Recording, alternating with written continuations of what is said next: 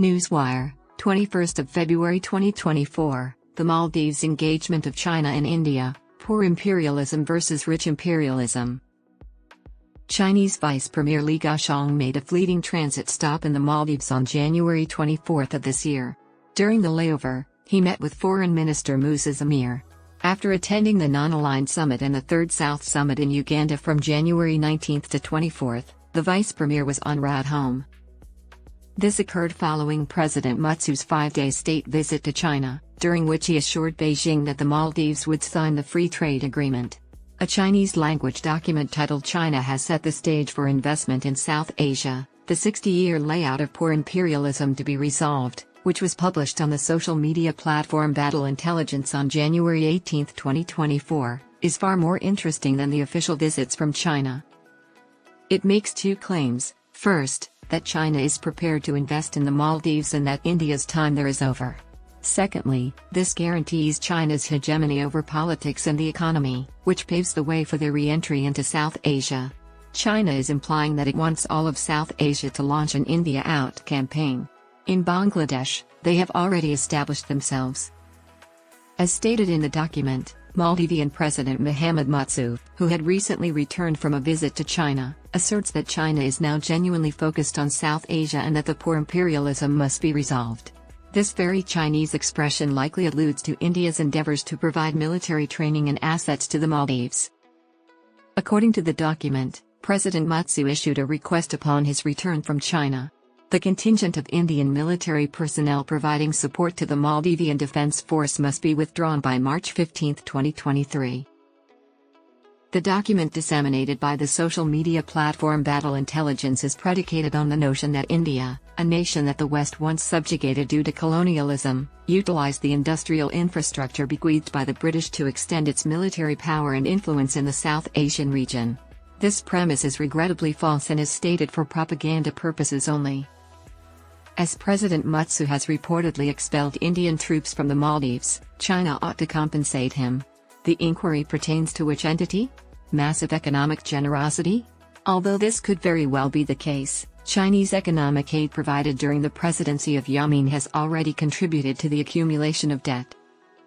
The persistence of differences between China and the Maldives is attributed to geopolitics and Maldivian demands, such as China's refusal to accept the currency exchange arrangement. Nevertheless, the overall consensus among the leaders of both nations has been one of political comprehension.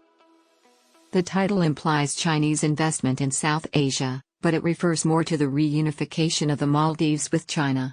In fact, the Chinese Foreign Ministry described Mutsu's visit to China as the formation of a comprehensive strategic partnership, and 20 agreements were signed by both parties during his stay. As stated, Battle Intelligence describes the ramifications of this partnership on India as ecstatic. One might inquire as to how. According to the Chinese assessment, the alleged campaign pressure on Prime Minister Modi will be exacerbated by the withdrawal of Indian military personnel from the Maldives. The Chinese infer that the level of support, domestically, must have been affected. Unquestioningly, it is assumed that the withdrawal of military personnel from the Maldives will affect domestic support for Modi in some magical manner. The Chinese should dismiss the erroneous supposition that Modi is subject to campaign pressure as a propaganda statement. Additionally, it should be noted that India's expulsion from the Maldives is a matter of negotiation and not expulsion. Withdrawal is not possible without negotiations, it is resolved by mutual agreement.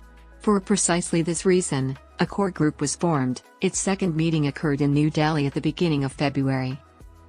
The Battle Intelligence website article states that the hegemonic framework that is starting to disintegrate, a reference to India's development assistance and support for South Asian nations. China constantly reminds China that its neighborhood policy consists of lending money to indebted countries and seizing control of vital infrastructure assets such as Hambantota, which is counterproductive. At the same time, India stands out as a friend in need. Other nations in South Asia, including Nepal, Bangladesh, and Bhutan, will emulate the cooperation between China and the Maldives after India's withdrawal from the Maldives. This statement implies that China intends to implement India out initiatives across all South Asian nations. It appears that this initiative has already been launched in Bangladesh. China has not coincidentally already established substantial economic influence in every South Asian country.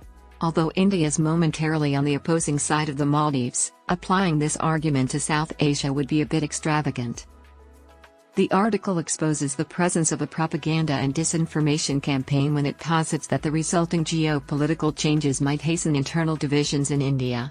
Moreover, there is an argument that the strong propensity to secede will persist in India due to the country's robust municipal authority. Given this context, it is predicted that a failed election could expose a group of radical populists led by Modi to severe violence. Moreover, the reduction of social unrest to local independence is possible. Precious aspiration, one might say. The stability of Indian democracy is acknowledged internationally, and Indian states that prefer to defend their territory are also accepting a strong central government committed to national progress. Many factions fear this reality and attempt to sow discord over it. This situation is most succinctly described in an Atlantic Council article by Michael Schumann. According to Schumann, Modi's approach at the recent G20 summit presents a more inclusive vision that elevates and acknowledges the contributions of the Global South while fostering collaboration with Western institutions and societies. That may be a more enticing and practical action for other leaders in developing nations. The Chinese document concludes that the current relationship between China and the Maldives is advantageous for China's geostrategic interests in South Asia. Predictions indicate that the Maldivian state has a strong chance of staying the course and neglecting India's strategic requirements, regardless of the outcome of the general elections in India. The article cautions that although an apparent consensus may exist between India and the Maldives regarding the withdrawal of military forces, unscrupulous terrorist attacks will be employed to sever China's relationship with Maldivian power and demonstrate the importance of India's military presence, among other methods. China's claim that India has produced many agents in South Asia is ludicrous, given that it maintains numerous agents of influence in the region. China's response to potential Indian actions could be a crucial step in resolving the poor imperialism of South Asia. One might inquire what becomes of China's rich imperialism, which has incurred debts for numerous nations spanning continents.